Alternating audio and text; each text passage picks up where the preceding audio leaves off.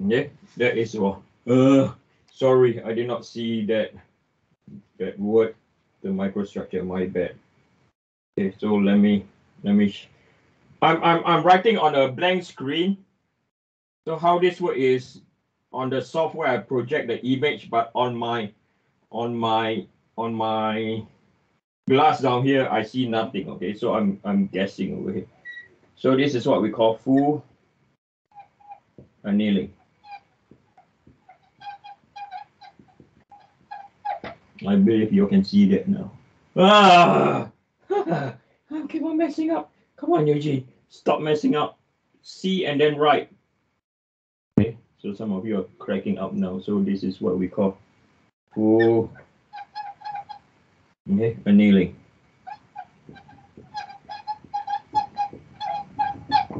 Okay. So let's look at full annealing. So if we look at hypoeutectoid, okay.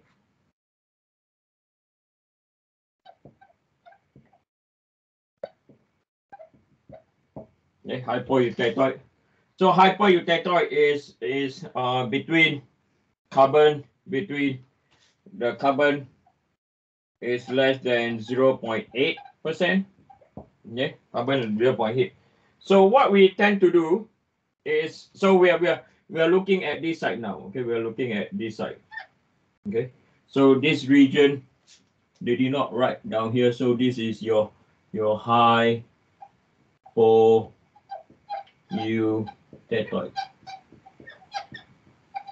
Okay, so this is before 0.8. Okay, so if you look at your hypoeutectoid region, so doing this the heat treatment to carry out full annealing, okay, you have to heat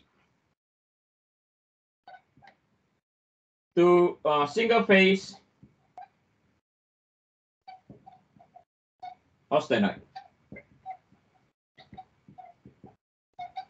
So if we have, for example, maybe you have carbon in this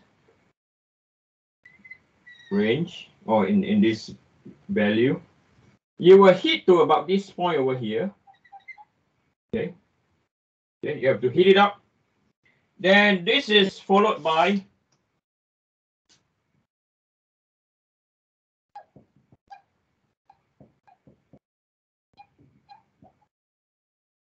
control cooling. Okay, later on I'll tell you what is control cooling.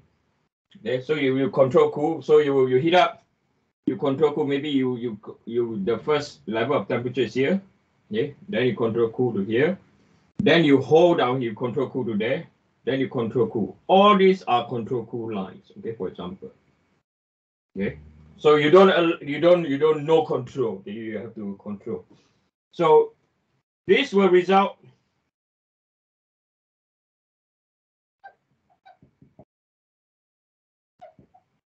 Okay, this will result in a coarse grain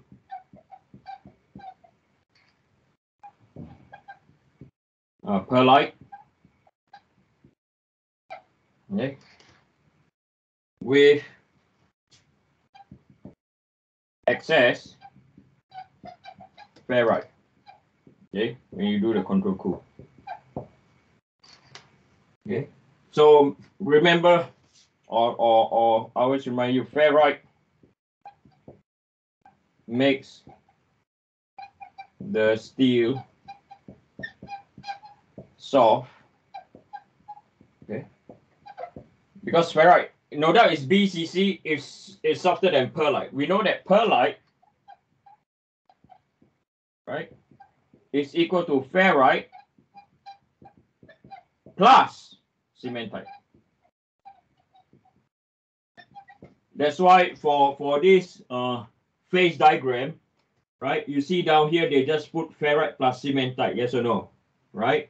Because you have pure ferrite and you also have ferrite plus cementite. They did not use the term perlite for that reason. Okay, so this is for hypoeutectoid steel. The next one is going to be hypereutectoid steel. So you can see a bit of difference between hypo, and hyper. So next we are going to look at hyper. New.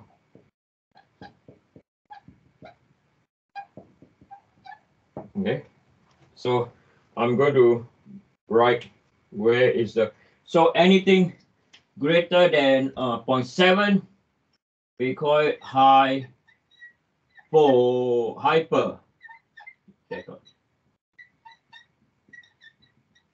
Okay, and it has to be less than 2.01, okay, or 2.11. If you go beyond 2.11, it's no more known as steel, it's known as iron. Okay, so unique. So if we look at the path, okay, look at the temperature path. So if I maybe at this range. Now all you need to do now is to heat up the material to a dual phase. Okay, what do I mean by dual phase? As you can see down there, at this region, is your what? It's your austenite plus what? Cementite. Then after that, you do control cooling. Okay, you do control cooling. Okay. So the difference between hypo and hyper. Okay, so let me elaborate. So this is between 0.8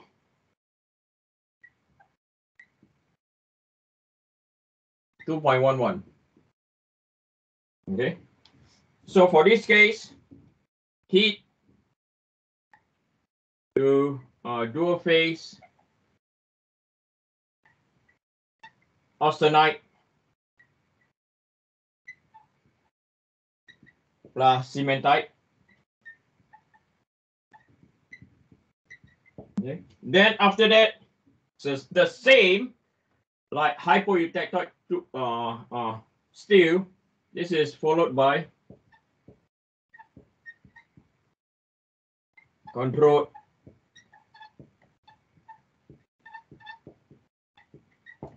cooling. Okay, and what you'll get is your result in an excess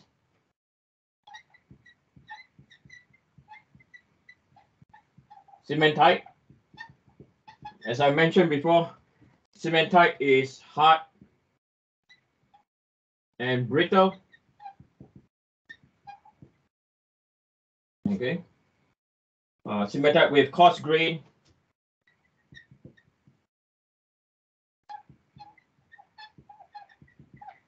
Perlite. Okay, you have coarse grain perlite. Okay, so the steel, as you know, the steel now, I'll get rid of the word down here. The steel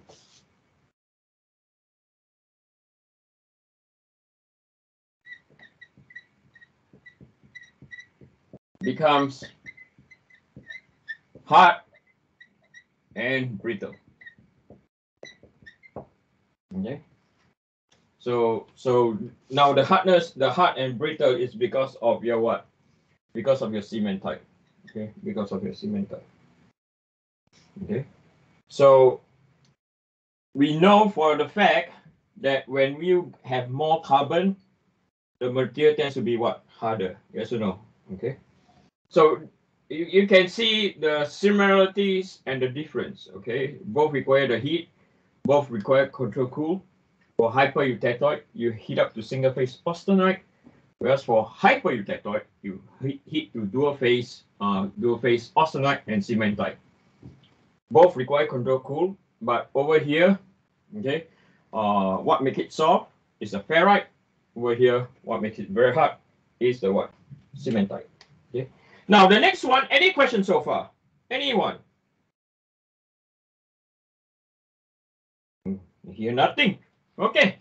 So the next one that I would like to talk about or to lecture on is what we call normalizing. Okay, because why I deliberately do these two first? A lot of times I get called by engineers, okay, or doing my consulting is this better being normalized or is this better being annealed? Okay, so I get that question quite a bit. And I want you all to know when to use what. Okay, I think that to me is really, really important. Not like, oh, this is full annealing. This is normalizing. Yeah, whatever. Right. So the next one I'm going to draw is for normalizing. So normalizing, you tend to heat up the material to a higher temperature compared to process of full annealing. Okay, you tend to heat up to here, and then once you reach down there, it's not the same like full annealing. For normalizing, you do this. Okay, so the next one, this is for normalizing.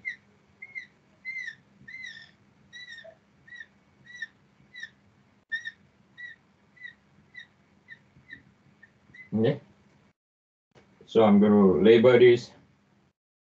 This is for, make sure I'm not writing over anything. Normalizing. Okay. So you will have this diagram. You also draw the same thing. So normalizing, what you can see about now, you can really see there are some similarities in terms of the heat treatment. Okay, similarities in the terms that if it's hypoeutectoid, you heat to single phase, but at a higher temperature. But when you heat to hypereutectoid, you also require the what? The single phase. Okay, so for hypoeutectoid, this side, there's not a lot of difference except higher temperature. On the hyper, there's a lot of difference. You need much higher what? Higher temperature at this end. Okay, so in normalizing, I see someone have question for me. I do apologize. Okay, wait. Does quenching it to create a change result in any physical properties change, or just cosmetic? Reese, there is a change in physical property. So when they were making all this sword, okay, they tend to heat up to its austenite temperature at this region. Okay. So once they quench, they want martensite to form. Okay, and the very interesting thing is this. The samurai, as you guys know, the samurai sword is like really, really sharp, but it's also able to take impact. Okay, and why is that? Is where this is the cross section view of the sword. Okay, cross section.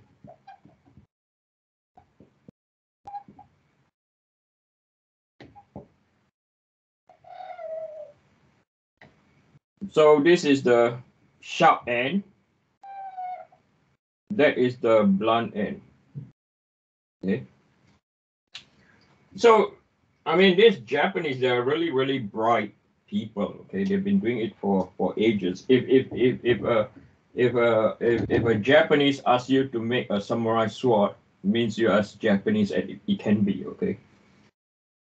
So what they do when why is the sword so sharp, hard, and it's also very what? Tough, right? These two, they don't come together very often. If someone tells you that I have a material down here without heat treatment, it is hard and tough, call me, okay? We will put money into that material, okay? But it's difficult to have something hard and tough, okay? Hard means, if you want to relate this, hard means high yield stress, okay? Remember I told you about the German, they use stress for hard. Tough means more energy to induce fracture. Okay.